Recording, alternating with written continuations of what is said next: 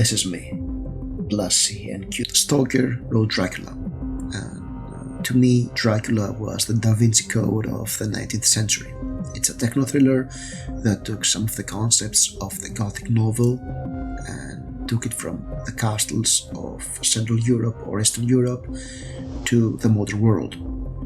And when it comes to Richard Matheson and Robert Bloch, they took horror from those castles and they moved it to the average American suburb.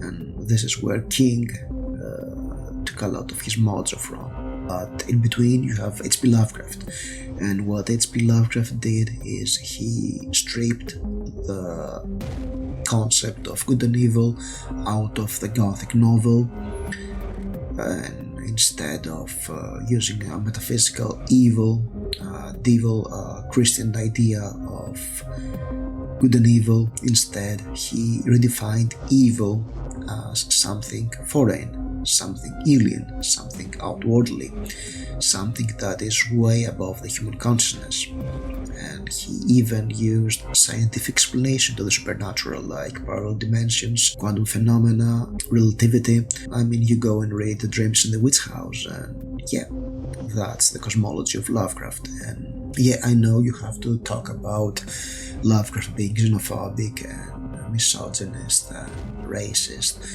and that's part of his appeal, to be honest, that fear of everything that it was not him in his beliefs and in his real life. It informs a lot of his ideas. I mean, Cthulhu is how your racist uncle views other people that are not him or part of his group. Just think of that, and actually a lot of things make sense if you don't get why people are racist. The second reason why we equate Lovecraft to Cthulhu is because not many people have read Lovecraft stories, and you know what, they're right. Lovecraft stories are tough reads. They're full of baroque, arcane words, very long sentences.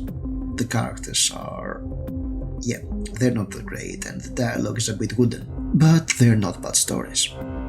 Because Lovecraft, for all his flaws as an author, he knew how to get a great idea, he knew when to stop writing something that was not good, and he knew how to create a climax. Lovecraft is one of those few authors that can make me shiver in horror, and that's quite a feat, because most of the horror out there does not scare me, at least not in the way that Lovecraft does. Maybe some of his cosmic horror ideas, maybe how he writes, resonates with me. But I'll be honest, if I haven't read those stories 20 years ago, when I was a horror virgin, I guess, I wouldn't go that far into Lovecraft's writing. If I did read them today, I'd say, oh, that's okay, that's very bad. It's not. It's actually, his stories are classic. They stood the test of time.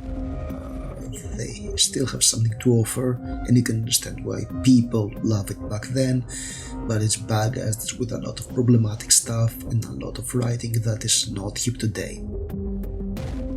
Maybe it was not hip back in its own day, come to think of it. I mean, if you read some weird tales from 1920 or 1930, they're not baroque. At least it's from Lovecraft's ghost writings, I guess. But yeah, I mean, there are works in the 30s that are not written like that. And the third reason why we think of Cthulhu when we think of Lovecraft is because of his legacy. Because a lot of Lovecraft's work, we learn it through August Derleth. And August Derleth was a fanfic author.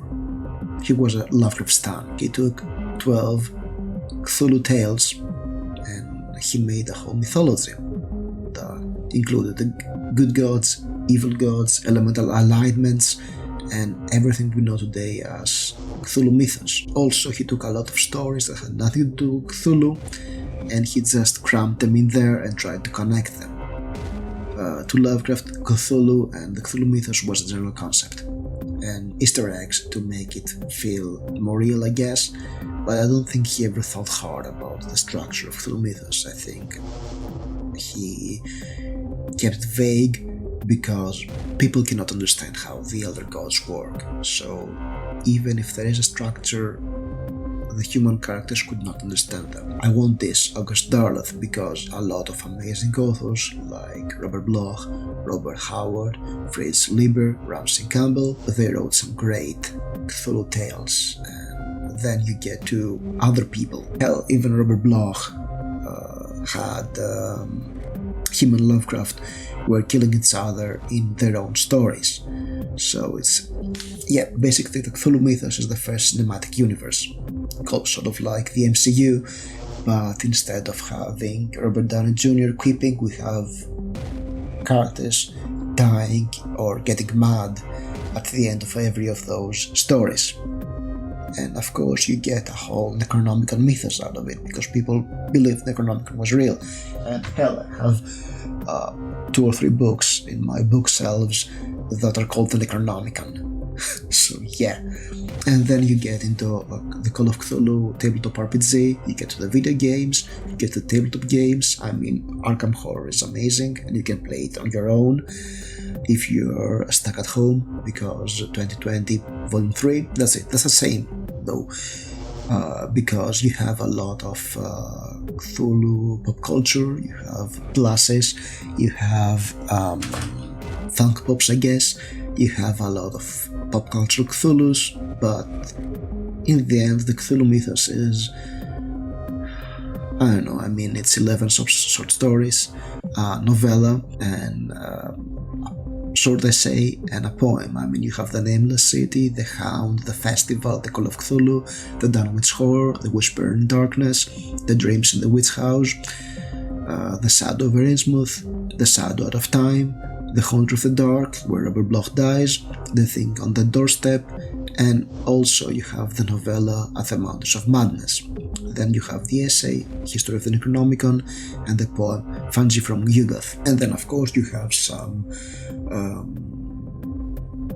works like The Mount or Medusa's Coil with Zelia Bishop. We talked about The Mount in October, where I talked about the story. It was my first Lovecraft stories, but then again, that leaves out of a big part of Lovecraft's work out.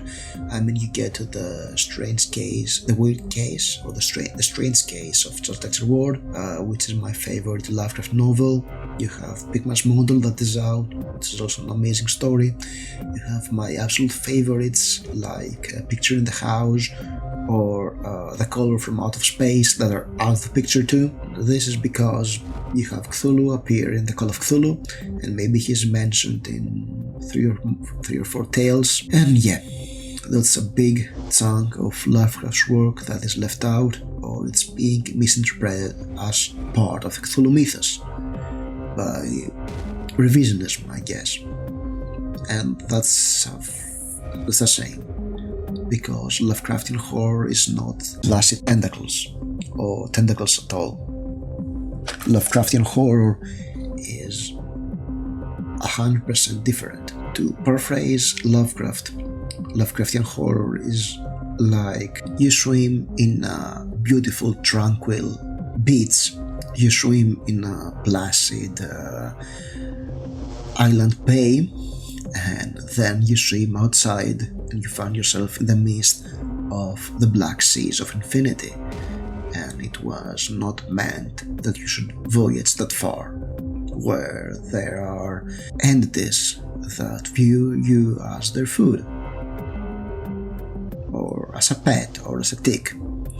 It's like you go to your family home and you learn that the local boogeyman, or the local cannibal boogeyman, is your ancestor, and you have no idea how that boogeyman looks like. You live on a basement, and then you go out, you realize that you look like a monster, and everybody's afraid of you.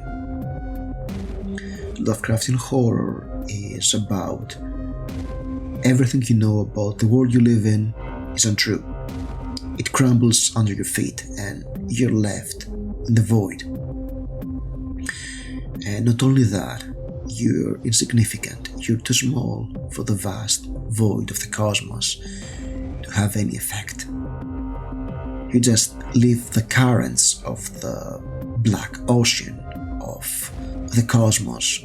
You just leave the currents of this black sea of infinity take you into the seas of madness. Because one thing that the human mind cannot do is realize how insignificant the human is. I mean, that's scary. If you're not afraid of that, I'm really scared of you guys. I mean, think of it. People make some extraordinary conspiracy theories because they are unable to realize that what is happening right now is perfectly natural and normal, and they can do nothing about it. But then again, it's very hard to visualize that, and a lot of pop culture is visual. And if I want to go into movies that actually do translate Lovecraftian horror well, I should probably mention In the Mouth of Madness by John Carpenter, where you have Sutter Kane, which is a mix of Lovecraft and Stephen King, and you have some those Lovecraftian entities. I mean, Annihilation is probably the best version of The Color Out of Space, and of course you have The Color Out of Space with Nicolas Cage, which is scary because Nicolas Cage, and also quite a good attempt at translating a Lovecraftian movie. So yeah, if you want to really find out what Lovecraftian horror is, read Lovecraft. That's the only way to do that, but they're tough rates nowadays. But yeah, Lovecraft is not plus Cthulhu's. I'm sorry to say that. As always, if you like this video, press the like button, subscribe for more like that, and I'll see you soon. Stay spooky.